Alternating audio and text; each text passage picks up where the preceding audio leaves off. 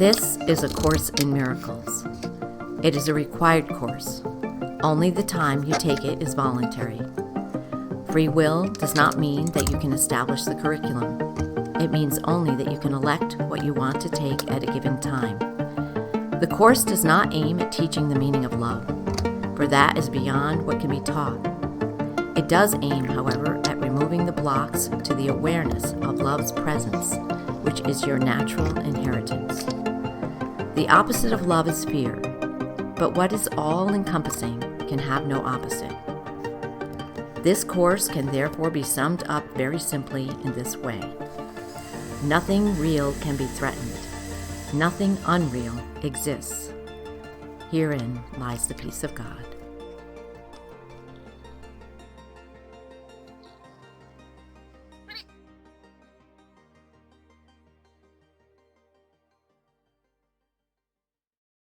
Today we're reading from chapter 16, The Forgiveness of Illusions, and this is section 5, The Choice for Completion. The choice for completion. In looking at the special relationship, it is necessary first to realize that it involves a great amount of pain. Special relationship involves a great amount of pain. Anxiety, despair, guilt, and attack all enter into it, broken into by periods by which they seem to be gone. All these must be understood for what they are. Whatever form they take, they are always an attack on the self to make the other guilty. I have spoken of this before, but there are some aspects of what is really being attempted that have not been touched upon. Paragraph 2. Yeah. Very simply, the attempt to make guilty is always directed against God. For the ego would have you see him and him alone as guilty, leaving the sonship open to attack and unprotected from it. The special love relationship is the ego's chief weapon for keeping you from heaven. It does not appear to be a weapon, but if you consider how you value it and why, you will realize what it must be. I think it's important to understand the pervasive, critical role of this special relationship and what that means. Right, we value them a lot. Well, it's what this world's made of. Well, what is it? What is a special relationship? A special relationship is any time we want our special love over here is different than my love of something over there. You know, it's special. It's, you know, like my relationship with you is special compared to now because it's my love for you and you for me. Then like prior relationships, even if I compared myself with a prior relationship, well, I don't really love so-and-so anymore. I mean, we make this break from things, you know, and that's not what the love of God is about. And that seems evil to the ego. The ego. Sometimes when we say special relationship, there's a feeling that you've got an option of whether or not your relationship is special or whether it's not special. Not special. Right. And I'm under the impression that for the most part, all relationships in this three-dimensional simulation creation are special relationships. That's right. All of them. That what we consider relating, what we consider love, what we consider care, is always a form of economics. Always. And that there's, and if a person says, I have no economics, I just love this person like unconditionally, then you ask, as Anthony DeMello did, whom are you loving? You know, if you're supposed to go out and just love with no attachment, with no expectation of anything, I'm going to say in this world, there's a strong tendency, if not 100% of the time, to want to accumulate something for myself in those relationships. I don't care if it's making sandwiches for people. Right. I agree. That being said, the Holy Spirit, I mean, this whole section is going to be on what happens in this special relationship the choice for completion, which is impossible in an ego special relationship. But that being said, the Holy Spirit will use any relationship if we want to invite it in to have another understanding where there isn't this love-hate thing going on all the time. I think there's a very important, I've said it before, but poignant, precise, necessary, I think, to dial in this particular section. I say that a lot.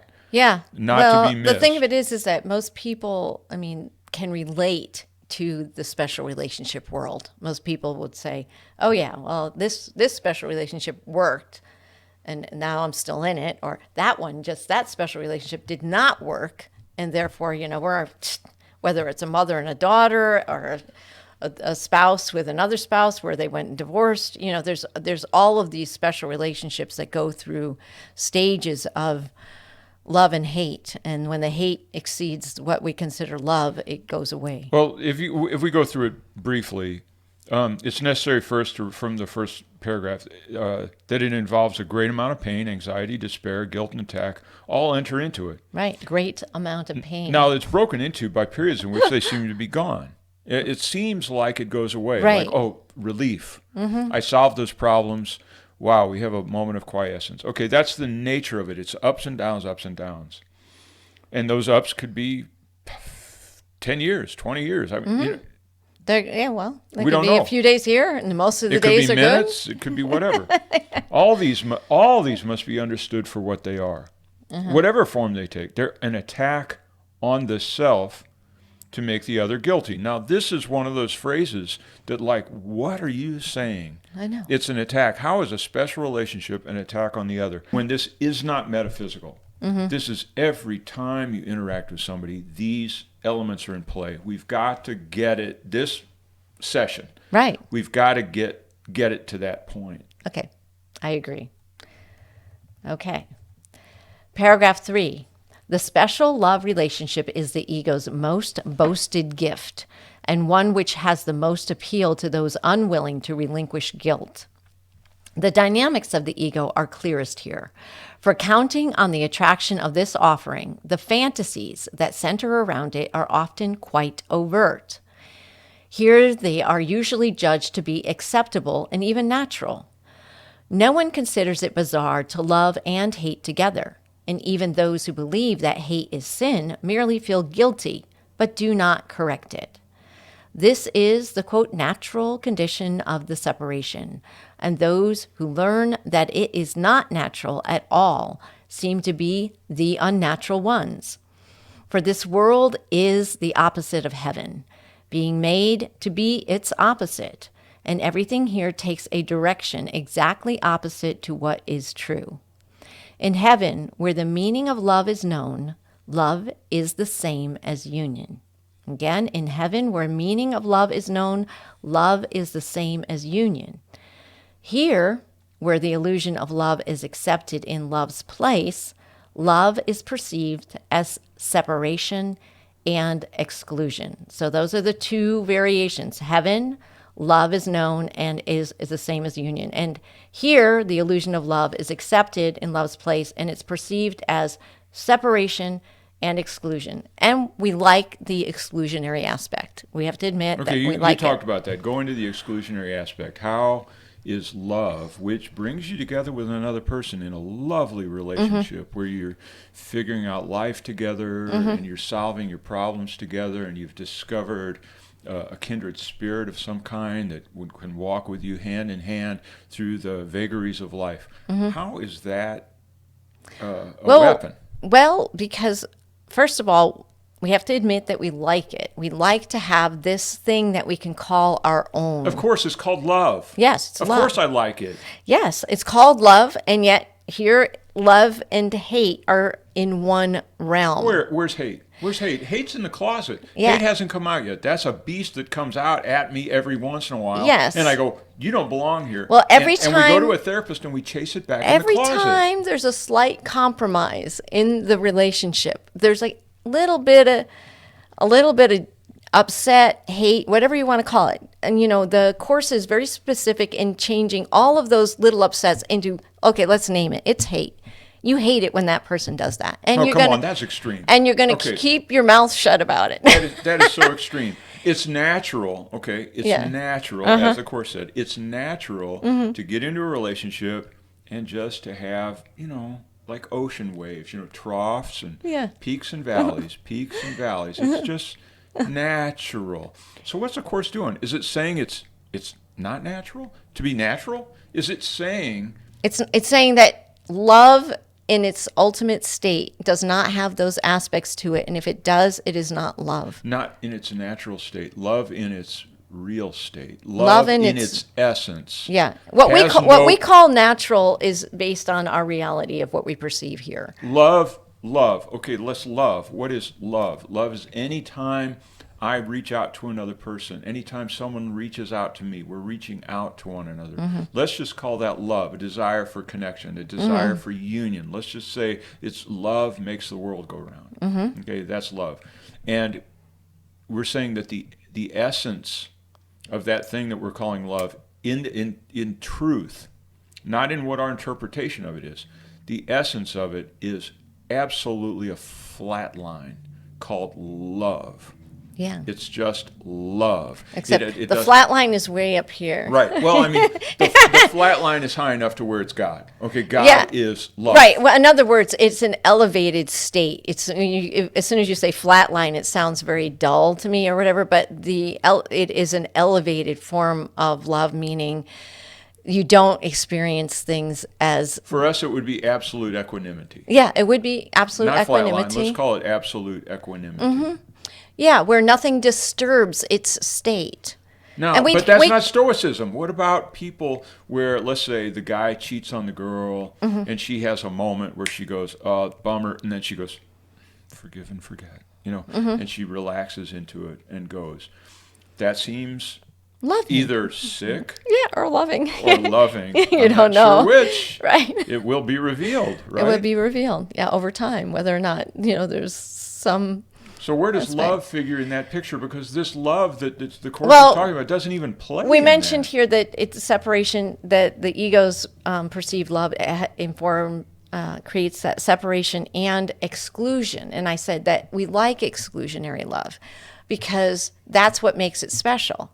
My love for you is not the same as my love for the neighbor's husband.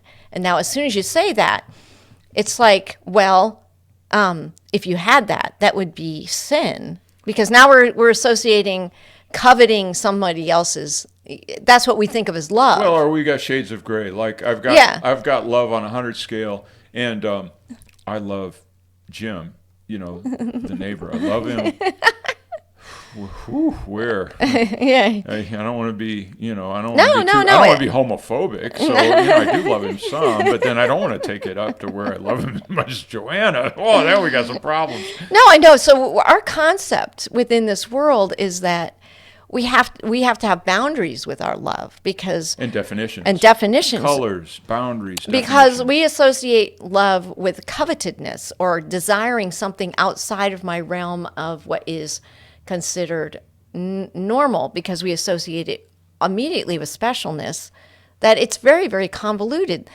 That's not the love that the Course ultimately wants us to remove the blocks from actually knowing ourselves, because to know love is to know ourselves. That's the ultimate goal, and that's why it's called the choice for completion.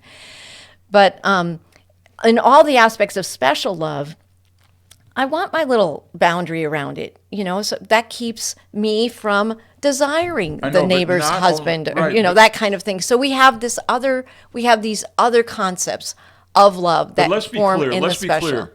We don't have an option in this.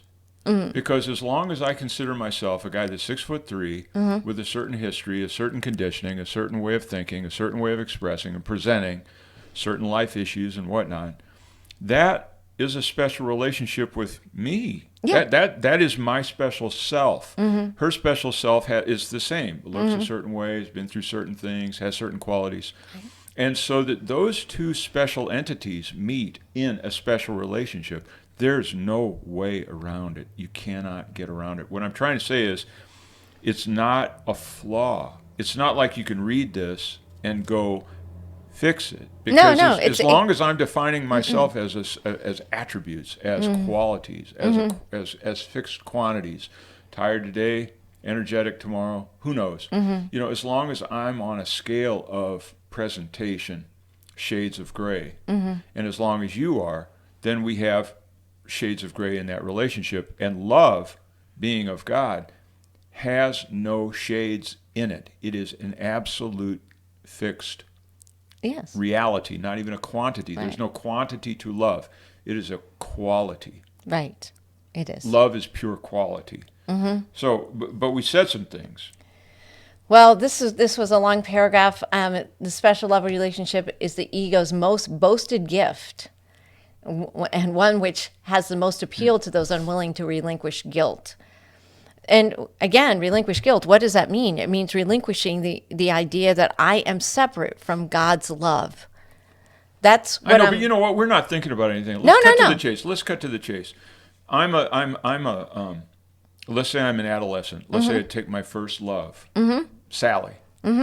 Go back, and I feel worthless. I've got my tooth problem thing. I feel ugly and worthless and gawky, and out of sorts with my world. I feel like the world sort of hates me. Let's say I meet this girl who thinks I'm okay. Well, suddenly she's God.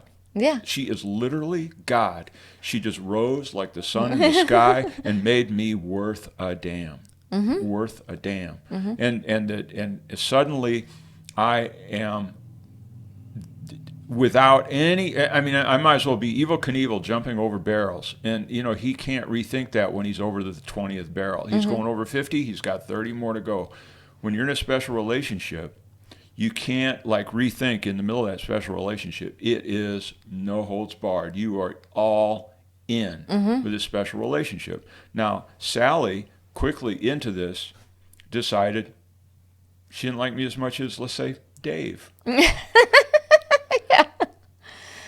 God damned me to hell. God, I lost my appetite for 6 months. Oh, wow. I know those. I do know those. I couldn't function. I couldn't now. Yeah. Now you say, how we grow up and we mature. No, we become cynical is what happens. Yeah. We have enough of those special relationships where we get into it thinking, the sun rose on me today and this relationship is perfect. Yeah. And then we go through that a few times and go, no, man, you're fooling again. No, just get what you can out of this while you can. And that's where we go with it. So we don't become wise. We become cynical. I agree. Right? Is this being unfair? No. I agree. I definitely became cynical after my first relationship ended up, engagement ring and all. And it's like, no wedding, So yeah, there's all kinds of cynicism, and then you're looking for where the axe is going to drop the next time with the quote new special relationship. Oh no, you had that one off the pass. It's like that's not going to happen this time. Nuh-uh. So you kind of fend it all off, and you create fences within yourself. Yes, and you create fences in that relationship. So you both are like cattle, in the relationship, and they have special fences. Yes. To keep them in their special places. Yeah, and then you might even say that you love somebody again, but there's always that it's a bigger fence than it ever was, it's like, yeah. Or let's take the case of, I talked about the infidelity.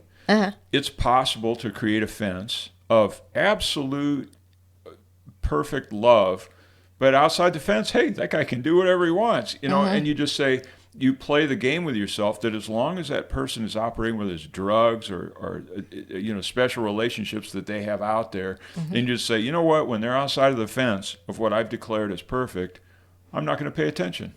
And so these are this play. Yeah, all guilt, of them are defenses in order to save limits, our special relationship. Defenses, right? Yeah. And so the thing with the relationship, what I thought was brilliant about this, and maybe we'll get to it, I'm going to go right to it.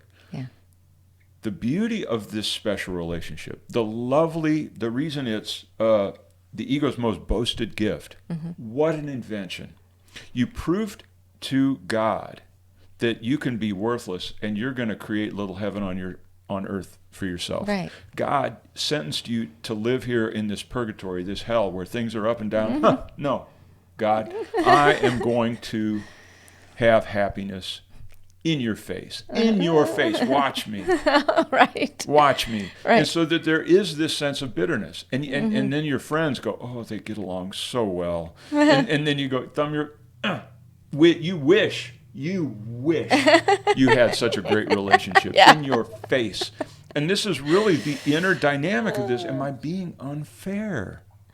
No, I mean, I don't think so. No, that's just the way we operate here. I mean, I'm just saying from one ego to another, that's the way we operate. And then you've got a situation where you've got perfect guy meets perfect girl with perfect relationship, and they know it's perfect because they've been doing the Course in Miracles, and that they are they're a soul connection. Yeah, soul. This is God brought them together. So people go, oh, it's so wonderful that Biff and Jody got together. Isn't it just so wonderful? And Biff and Jody go, no, we have some hard times, don't we? Yeah, exactly. And it's like, oh, bullshit. They're making this up. Yeah.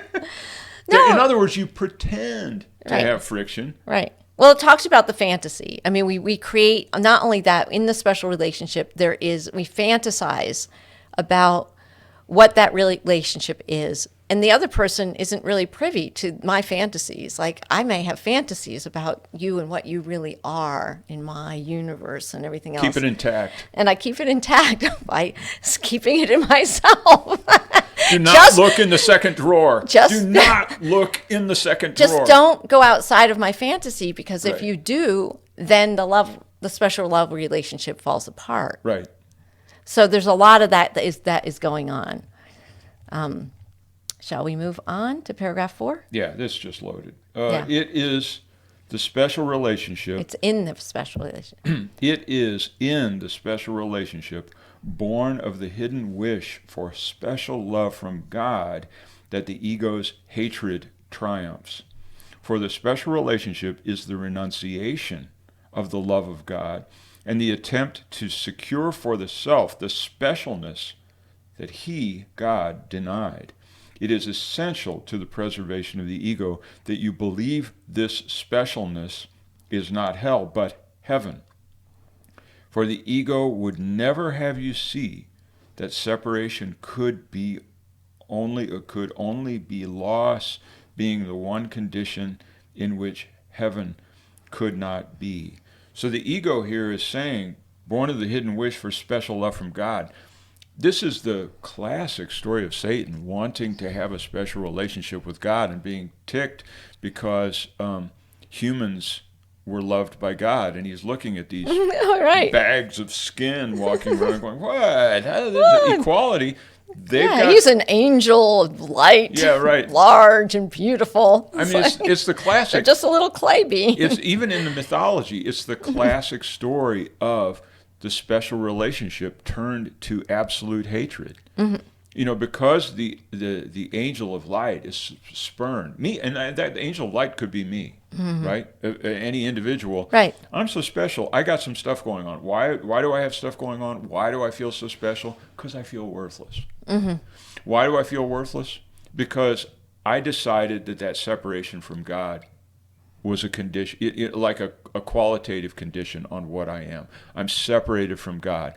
I chose to see the extension of God into the sonship as not extension, but separation. I chose to see it as running away rather than actualizing.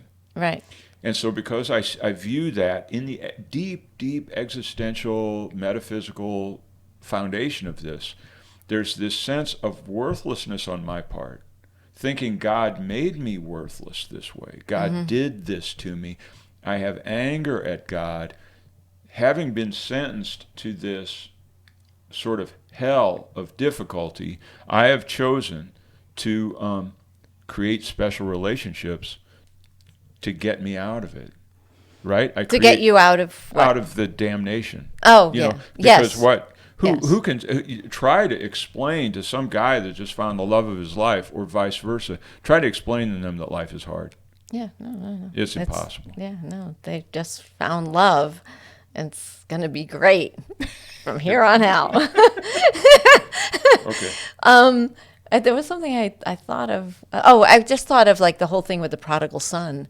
You know, we are all the prodigal son, running away from the father, and then going off and doing our own little thing, feeling guilty and shameful and little and awful and everything else. And God's just waiting for us to come back. I mean, it really is a great parable. I think it's a great parable. Right. Anyway,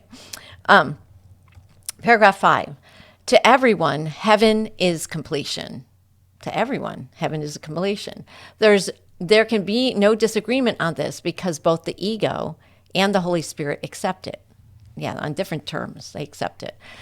They are, however, in complete disagreement on what completion is and how it is accomplished. The Holy Spirit knows that completion lies first in union and then in the extension of union. To the ego, completion lies in triumph and in the extension of victory, even to the final triumph over God. In this, it sees the ultimate freedom of the self, for nothing would remain to interfere with the ego. This is its idea of heaven, and therefore union, which is a condition in which the ego cannot interfere, must be hell. Yeah, it actually has decided for itself that union with God, or union, that kind of union, must be hell, because my individualness that creates my special love is gone. What good is that, from an ego perspective? Let's try to get at this. One thing that I'm having trouble with this section, I'm having trouble even now, even though we're halfway through it, is this is very real. This is very much pedestrian information. This is stuff we deal with on virtually a daily basis. Right. And the larger arcs of my life have had to do with these issues. Yes, very, very I much agree. so. Absolutely. And so this says, because both the ego and the Holy Spirit accept, they're together on the idea completion. Of heaven. Yeah, on completion. They're together on the idea of being complete. Yeah. I But found my perfect other, and now I am complete. But they are in complete disagreement on what completion is and how it is accomplished. The Holy Spirit knows that completion lies first in union, then in the extension of union. Okay, the picture that comes to mind is an egg and a sperm. Mm-hmm. There's a certain discriminating process that the ovum goes through, mm-hmm. and all these sperm die off, and it just seems like millions of casualties in this mm-hmm. process, and then one miraculously sneaks in. Mm-hmm. How the ovum chooses that and why is a mystery never to be understood. Right. But there is a moment where there is union. Right. But before that, there can be no extension before that union happens. And the mm-hmm. union is, let's think about it. Does the ovum have a brain? Is it thinking? Like, I don't like this one. I don't like that one. It's like, we'll never know. No, I know. So it seems like it. They all look the same, don't they? Yeah. I mean, it's like the worst kind of racism. Some of them bump onto her, and she's like, I don't think so. Yeah, you're not quite right. I don't think so. And then suddenly, one of them goes up there and go, bam, as part of the, uh-huh. And there's an absolute fusion. And all at once, there's no longer an ovum, and there's no longer a sperm. They vanish mm-hmm. into this zygote thing. Mm-hmm.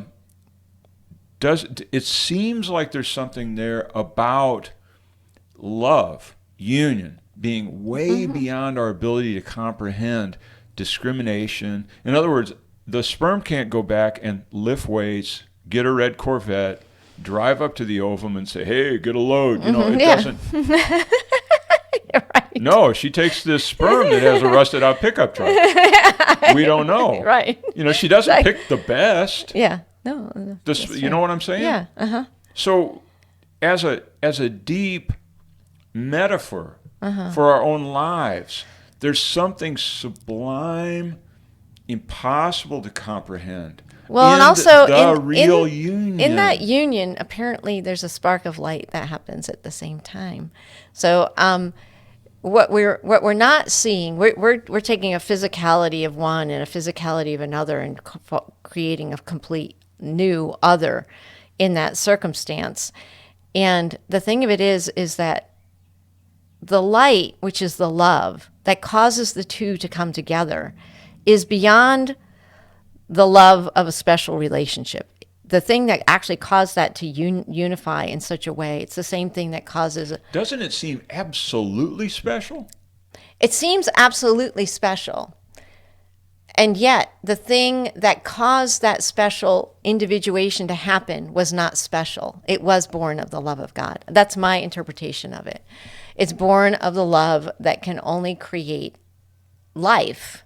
And so, obviously, it could be confusion and mixing of levels. You know, the illusion is the illusion. Where is it? It's like, well, no, God is woven throughout the illusion. It's why the Holy Spirit can enter into a special relationship and have us look at it in a different way. Not that it won't take away its, quote, specialness to the ego, but that it allows for us to see things where I'm no longer little and you're big, or I'm big and you're little, you know, this kind of playing off of one another where there's a dynamic of a love-hate relationship. The Holy Spirit can enter into it. I'm going to say this. There is something, if you work backwards and just logically, in the case of an ovum and a sperm, neither really has criteria. The sperm has a criteria of mindlessly driving towards triumph. Yes. You know, it's on its way somewhere. It doesn't know why, but it wants triumph. The ovum wants, let's say, survival. Wants, I don't know what it wants. Let's say, but beyond that, I'm going to say the zygote. If we can even talk that way, the zygote is pulling the two together. The zygote wants beingness. The zygote wants being in this union. We don't know if it's going to be a retarded child. We don't know what it's going to be. We don't know what kind of mistake, what kind of brilliance is going on. We have no idea. But the zygote calls, and I'm not saying that the zygote itself, which is a thing in the future, there is something that is beyond time. This is God. There's something beyond time calling union together. And it's not about the success. Why do you say it's beyond God? Beyond time. Okay, yes, okay. It's not beyond God. It's beyond time. Yes. And being beyond, because the zygote is happening in time. And the call of that to the ovum and the sperm, what I'm trying to figure out here, I'm not trying to talk biology, you're laughing at me again, is... No, I know, I go on these trips, but the thing is... No, they're good trips.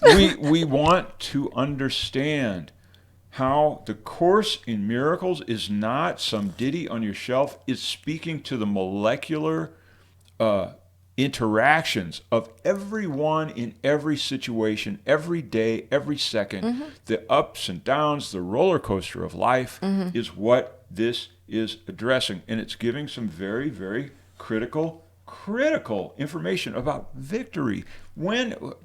If you walk away from this book and think, well, I'm going to go kick ass and do this thing and succeed, whether it's I'm going to succeed by doing sit-ups or push-ups, or I'm going to succeed by getting a red Corvette, or I'm going to succeed by getting a permanent hairdo of some sort, or I'm going to succeed by getting tattoos, or I'm going to succeed by getting a certain body piercing, or I'm going to succeed by being demure, I'm going to succeed, I'm going to bring conquest through my spiritual practice. I'm going to bring conquest through this. The Course is saying, wrong. That's the sperm is overthinking it. The egg is overthinking it. Something beckons, and it is union, and it is a priority. Union is a priority, and that's where it says that's the radical departure between what the ego wants, which is victory. Yes. Grooming, victory. Right. Like, let's talk in terms of sperm and egg again. Hear this last line, and therefore union, okay, the zygote, which is a condition in which the ego cannot interfere. Of course the ego can't interfere. It died in this process of union. The ego dies in the process of union. Yes, it does. Nothing's happening there. And that is hell. This must be hell. Yeah. Paragraph 6. The special relationship is a strange and unnatural ego device for joining hell and heaven, and making them indistinguishable. And the attempt to find the imagined best of both worlds has merely led to fantasies of both, and to the inability to perceive either as it is. The special relationship is the triumph of this confusion. It is a kind of union from which the union is excluded, and the basis for the attempt at union rests on exclusion. What better example could there be of the ego's maxim, seek but do not find? Well, I mean, we kind of covered some of this. It's an attempt to find the imagined best of both worlds, having heaven and hell joined as in one place. But it has merely led to fantasies of both and to the inability to perceive either as it is. Okay, let's look for a solution right now. Let's look. I know that the Course is all about the solution in the Holy Instant and the miracle and in calling in the Holy Spirit. Let's talk about that. You're in a relationship. It's not going to be, what do you talk about? Union, somebody, boy meets girl, person meets person, whatever it is that happens. How do you get past this? How do you apply some of what we're reading to just your average pedestrian relationship? They can't say, I met this person, I'm going to go for union. In other words, it's the call of hormones and stuff like that. Right. It's pheromones. It's different physical things Right. are mysteriously drawing two people together. Right. Some of those things are neurotic. Some of them are psychotic. Some of them are great. Some of them are wonderful. So what are we talking about here? Because everybody wants to know what happens in a relationship. It doesn't help to say I'm rejecting God because God rejected me first, or vice versa. What does this have to do with you and I? If I place a ton of conditions on the relationship of what I think it needs to be in my fantasy world, and that's how I'm entering into it, and I will either, because I like that person enough, I will either make that person conform to my identity of my fantasy, or I'll have to suppress all of that and create an inner hatred of myself and the other. I mean, on a pedestrian level, we need to understand what we're really looking at in the other that we think completes ourselves. And why do I feel little enough that I feel like I need to feel complete by having the other in my life? And I don't feel complete if I don't have this other in my life. Okay, if I'm trying to think because that means I think I'm little. And that's one of the main things that is the killer out of all of what we believe about ourselves, is a sense of littleness that can only be completed by having another in our life. And so whatever that is, my sense of littleness might be that I need to have a child. My sense of littleness may be that I need to have my place in a job or whatever. All of those things are external to the self that is the true self that's already complete. But Joanna, there is a quality to this world where we have to show up as what we are. Yeah. I'm not going to show up like you. You're not going to come in the room and see a ball of light, just pulsing in the corner. It's always going to be me. Yeah. And I'm going to have my problems. I'm going to have my issues, whatever those are. Those don't go away. Right. So, so in other words, we're always going to have this situation. Like, I think, and I'm going to speak generally, let's say two people find each other. They find each other. One is terribly wounded.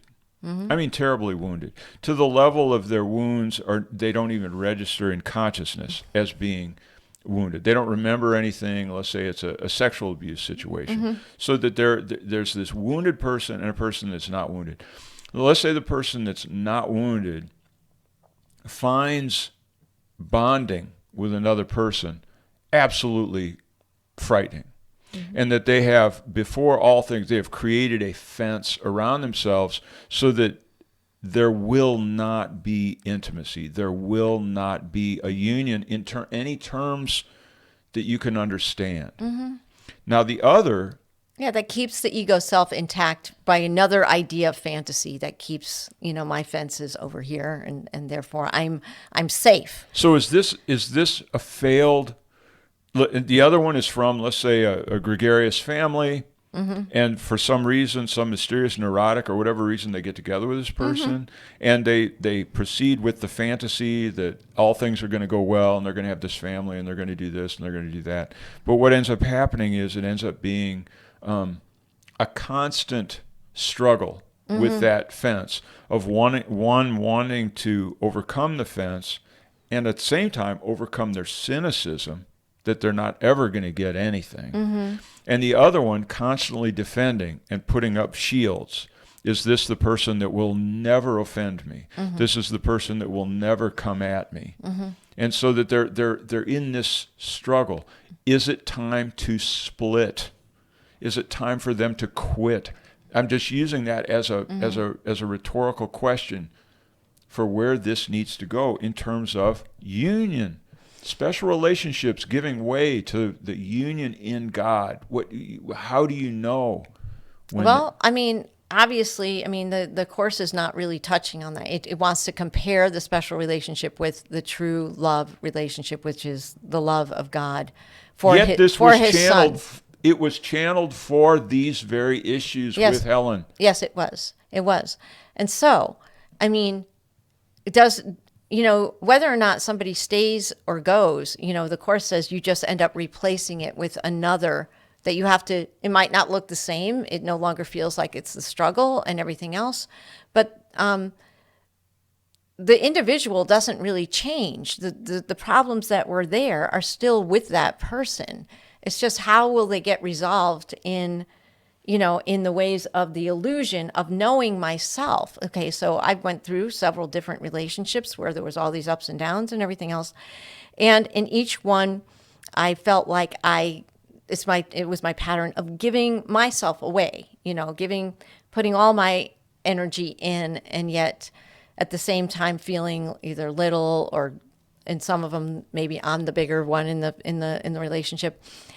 But it wasn't balanced in a way. And not only that, but ultimately what we don't understand is that in that union is that we're actually seeking, in an egoic union, we're actually seeking for completion, which cannot happen with two bodies that just bump up against each other with their own ego individuated ideas and mind. It has to happen under the umbrella of the unified field of God's love that is not, there's no place that it is not.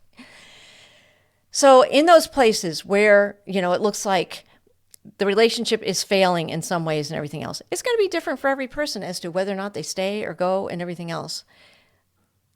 But what is that difference? Okay, I'm going to suggest that difference can't be held against an arbitrary standard. In the case of the ovum and the sperm,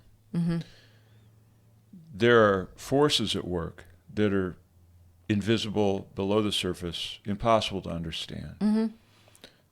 Whether it's the ovum beckoning from the future or whatever it is. Whatever it is, something is drawing it together.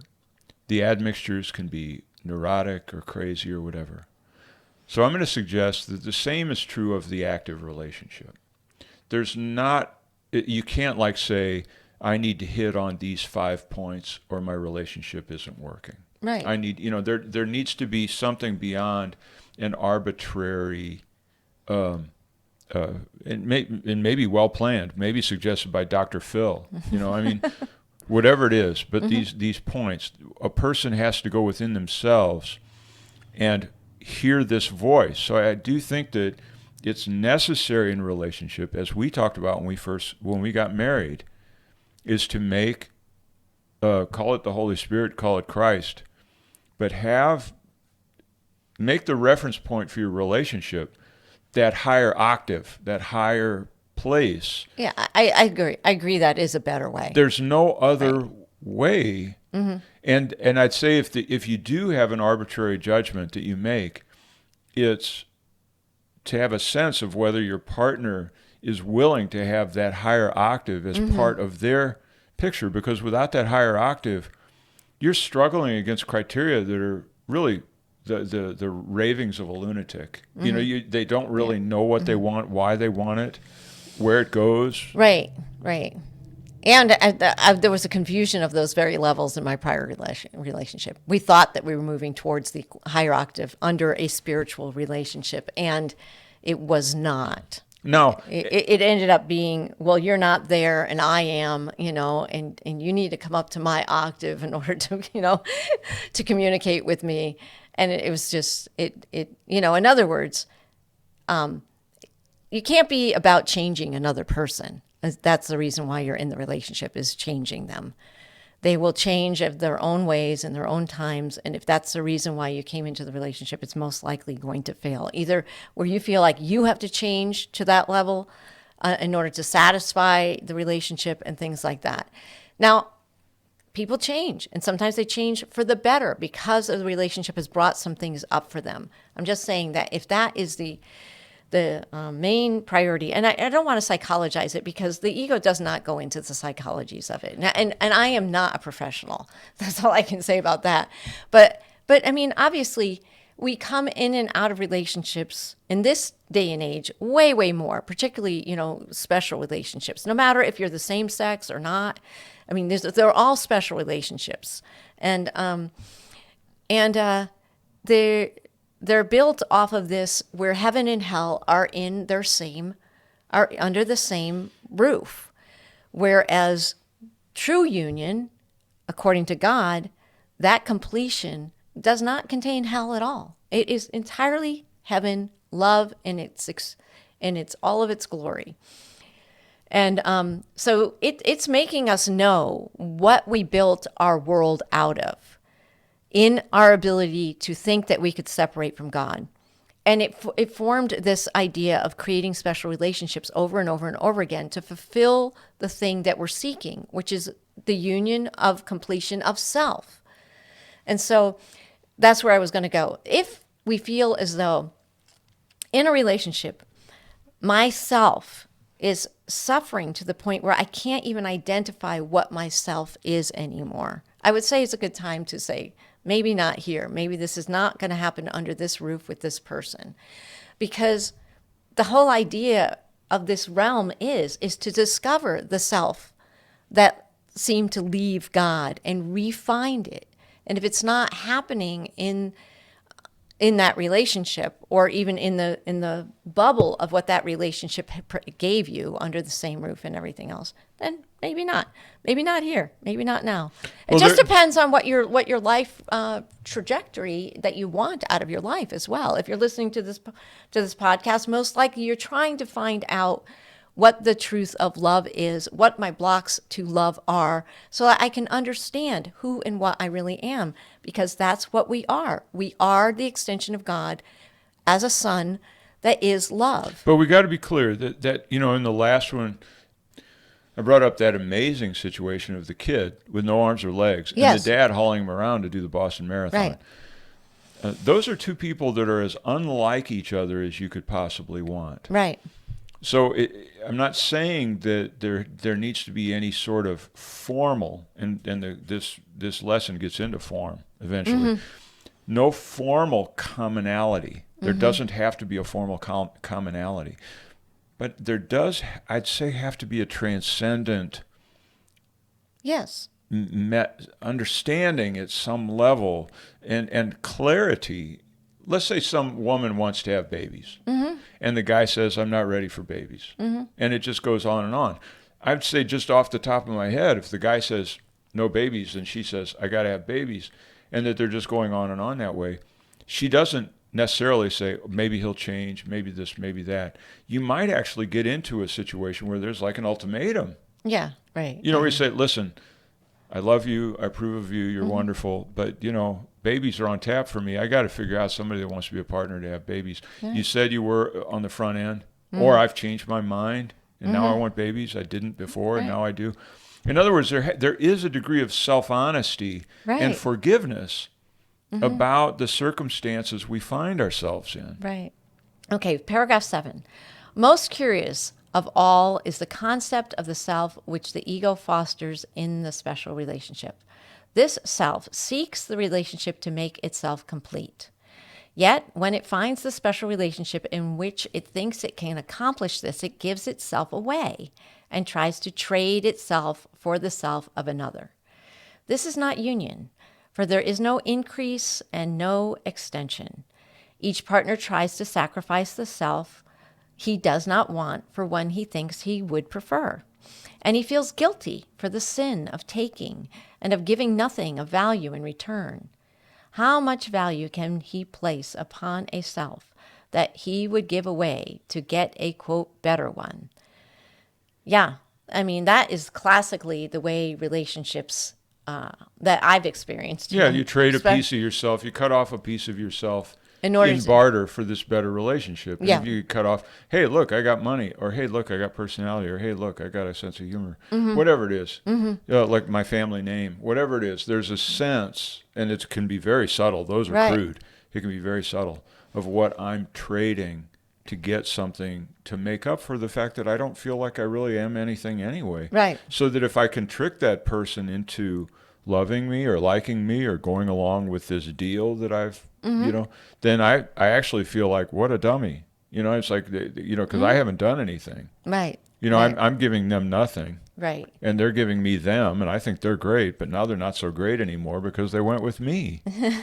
Right. No, it goes back and forth like that. It's very complicated. Yeah. But it does happen. Yes, it does.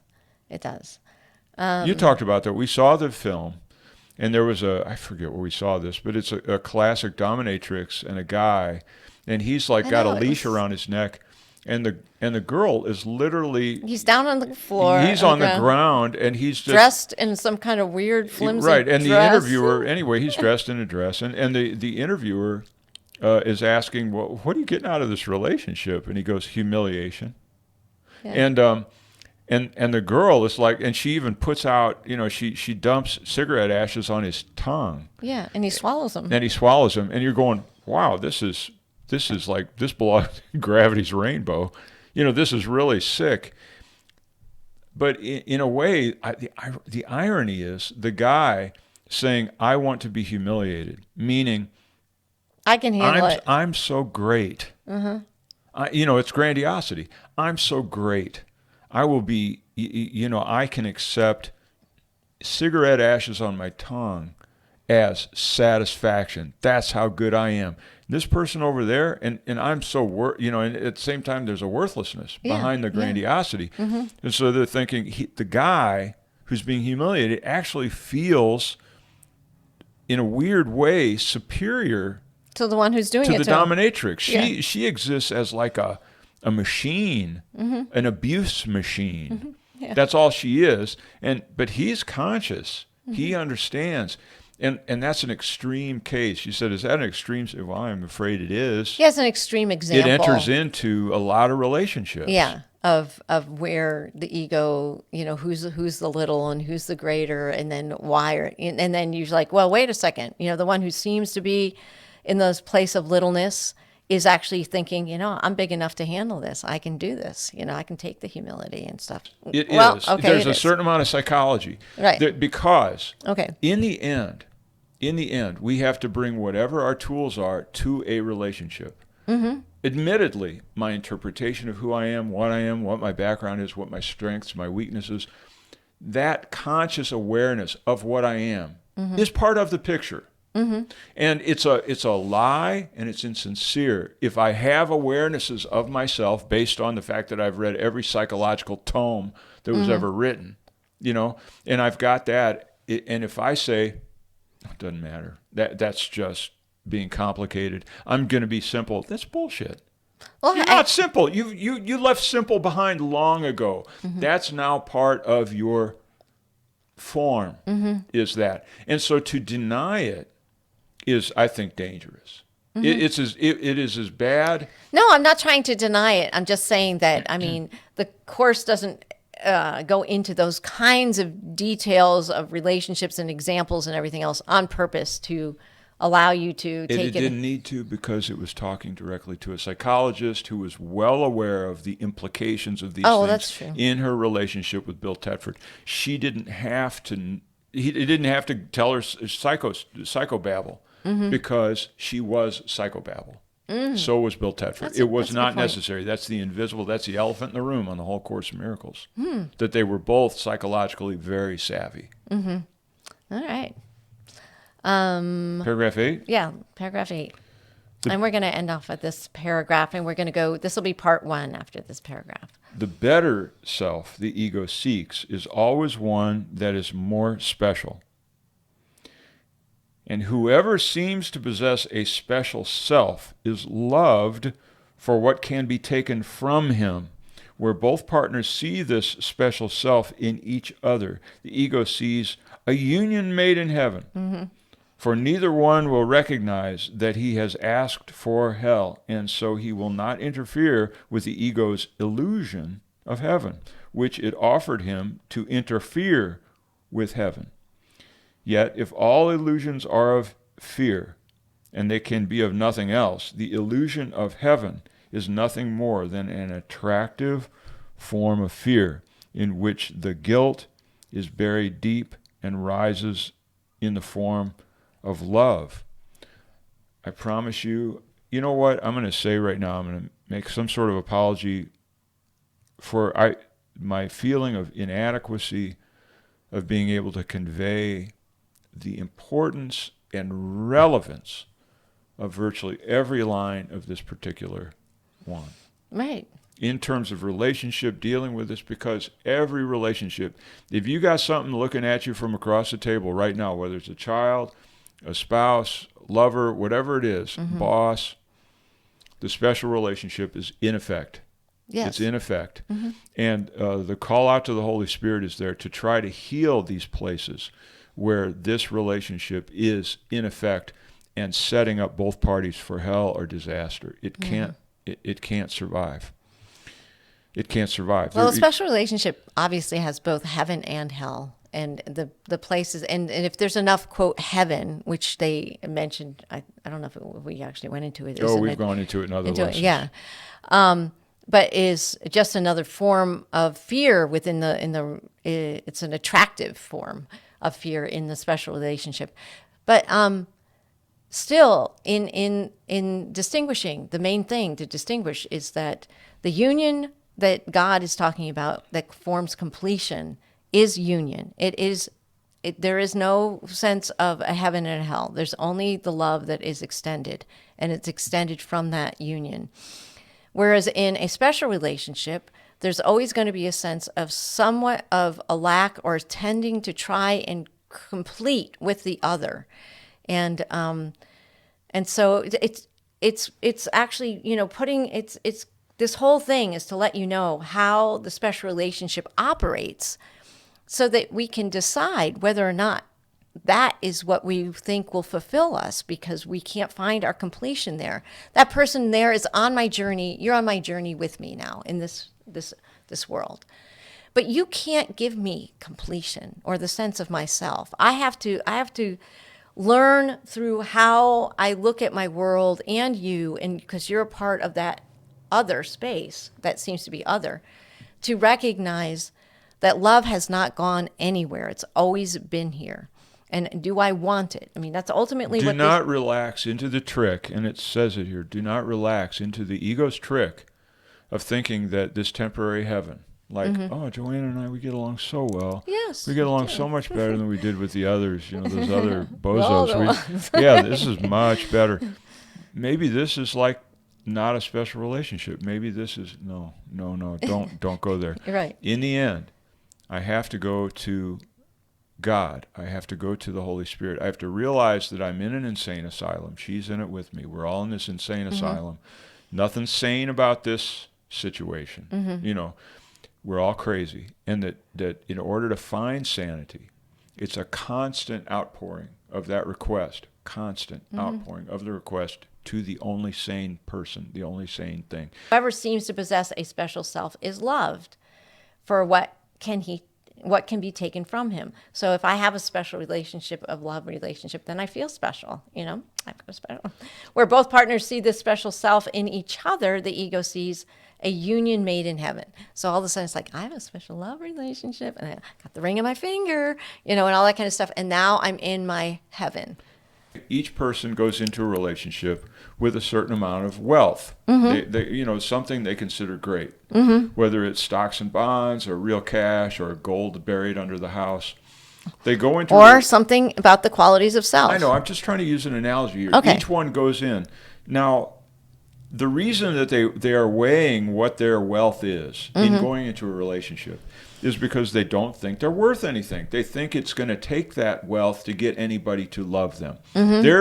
Both parties are proceeding from the beginning that there's something wrong with them essentially, and that they don't want to think about that. Instead, they keep on the bright side and they say, well, I got some assets. You know, I've got some gold in the basement. I got this. So they both get together like this. And what happens is, the minute the other person bites, I bring myself to the relationship with, you know, I've got $100 bill. I got $100 in my pocket. Doesn't that attract you? You know, and you go, wow, $100. That's pretty good. Be nice if it was 120. I said, I think I can get another 20. And so I come at you with this wealth. As soon as the other takes it, I hate them. I hate them because they bought the scam. And they didn't see the real self that I was hiding. Oh, yeah, that's a good point. Yeah, that's actually a good example of the way it plays out a lot of times. I hate them immediately. That's how it goes from love to hate so quick. That's how you can have an infatuation, because both are just kind of, you know, they're playing a game of I got what you got in your pocket. I like what you got in your pocket. I like, you know. And then as soon as they each buy that, they look at each other and go, wow, what a cynical ass. You know, wasn't that great? $100? Yeah. Is that all you're worth? $100? You know, what should it have been? 500? You know, should it have been? You know, so we end up, because of a lack of self-honesty and also a certain kind of a hatred, and that's what the Course calls this guilt. This feeling of being less than. Right. Yeah. That's what all this is laid on top of. So as soon as we enter into that relationship, it's like, you know, it's a booby trap, and it's only a matter of time before it goes off. Right. Call names. Control freak. I'm something. I'm a deal. What is it? I don't know what it is. I'm not going to tell you what this thing is. I talk too much. I think I know everything, but I don't think I know anything. What is it? I don't know. It's the way you do projects that always gets me. Yeah. It seems very, very chaotic, you know. Yeah, okay, so I'm total chaos. Okay, there's a good match in heaven. Yeah. I'm total chaotic. She cannot comprehend the way I put together two statements or anything else. And yet she's a control freak. Two so boards. It's like, talk about hell. Yeah. A control freak was somebody that, you know, you just can't see what they're up to. You can't figure it out. I know. So I don't know why we stay together. No. So anyway, so there are those things, and those would be what the Course would call the hatreds. And yet there's enough, quote, good times in my heaven world with you that would make it so that it's, you know, our special relationship is worth staying in. In the end, I'm going to say this about our relationship, just relationships in general, generalize this.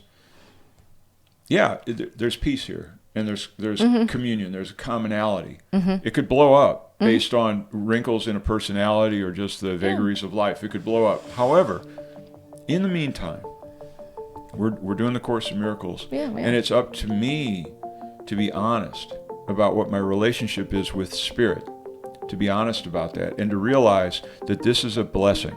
This is nothing but a blessing. For me to establish that, I'm not under fire. Right. You know, there's not tracer bullets going off over my head with a drill sergeant screaming at me. I can't think in that environment. And so I'm in an environment where I can do this. So if I view this relationship as the gift, if I view this relationship as the gift, it's not. The gift is that the relationship is here so that I can, I'd say, have a better relationship with Spirit going forward. Yeah, so that there's enough space here for you to come to a knowing of yourself in the realm with your union with God. I mean, if you got chaos in your relationships all over the place, obviously there's no downtime for you to spend so that you can find out who you are and what your relationship with the self, with God is. It's just not there because you don't have the space to have that. But in our special relationship, there's that space, which allow for the growth in Spirit as well. Good enough. I think it's good. Good enough, right? All right, yes. Thank you very much. We're going to go on, and there will be a part 2. Yes. Thanks. Thank you.